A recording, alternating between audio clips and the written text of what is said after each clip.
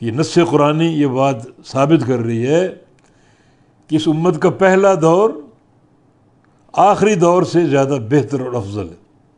اس لیے فرمایا جو سابقون ہیں ان میں اولین جو پہلی جماعتیں ہیں، صحابہ کی جماعت، تابعین کی جماعت، ان میں سے بھاری بھرکم جماعت اس میں داخل ہوگی.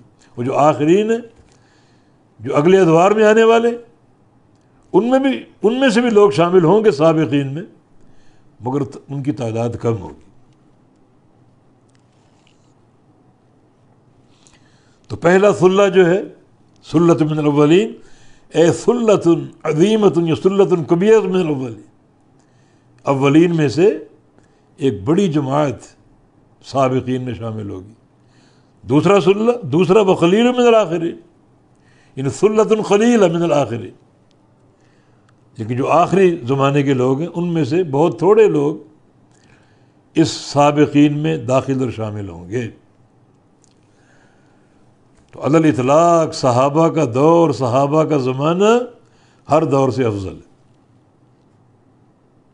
تبھی تو فرمایا کہ اللہ فی اصحابی، میرے صحابہ کے بارے میں اللہ سے ڈر جاؤ اور میرے بعد ان کو تنقید کا نشانہ مت بنانا.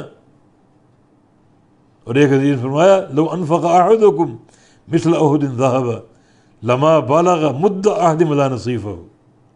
تم لوگ اگر احد پہاڑ کے برابر سونا خرچ کر دو اور میرا صحابی ایک پاؤ کھجوریں خرچ کر دے، تو تم اتنی مقدار کا سونا خرچ کرنے کے باوجود میرے صحابی کے ثواب کو نہیں پا سکتے، جس نے صرف ایک پاؤ کھجوریں اللہ کو دی اور خرچ کی.